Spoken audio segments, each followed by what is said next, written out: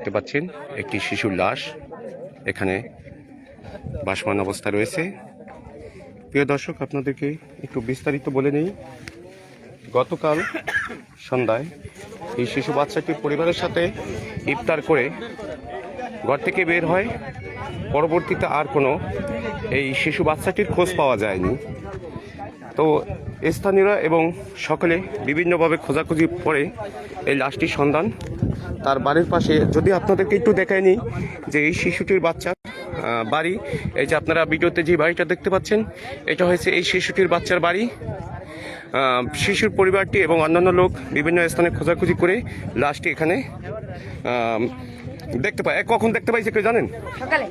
সকালে এখানে দেখতে পায়। দেখতে পেয়ে তারা থানা পুলিশকে অবহিত করেন। হিজলা মুলাদি সহকারী পুলিশ সুপার, হিজলা থানা ভারপ্রাপ্ত কর্মকর্তা সহ প্রশাসনের কর্মকর্তারা ইতিমধ্যে এখানে এসেছেন, লাশটিকে শনাক্ত করছেন। কিন্তু উল্লেখ্য বিষয় রয়েছে যে এই লাশটি যে কিভাবে হত্যা হয়েছে, কিভাবে মারা হয়েছে, এই সন্দেহ করে এলাকার লোকজন এবং স্থানীয়রা দুইজনকে আটক করে। একটি ছেলে যার নাম মোশাররফ বয়াতি এবং তার মাকে। তিনি কিছুক্ষণ আগে আমাদেরকে স্বীকারোক্তি দিয়েছেন যে গতকাল সন্ধ্যার সময় ওই ছেলেটি তার ঘরে যায় এবং যে কোনো কারণবশতই তিনি একটি লাথি মারার পরে তৎক্ষণিক ঘটনাস্থলে শিশুটি মারা যায়।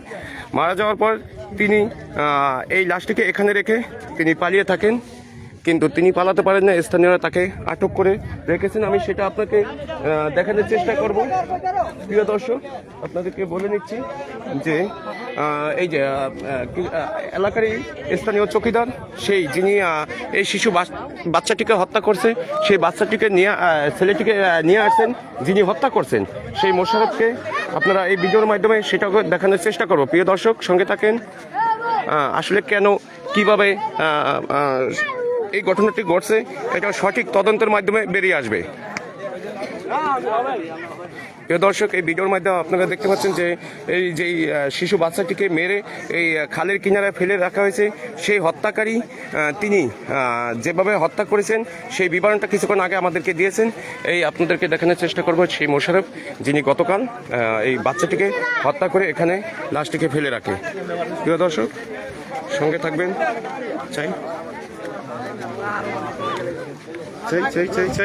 এই তোমরা ওদিকে যাও, কি এত বাচ্চা মানুষ, তোমাদের ভয় করে না? বাবা ধরো তো।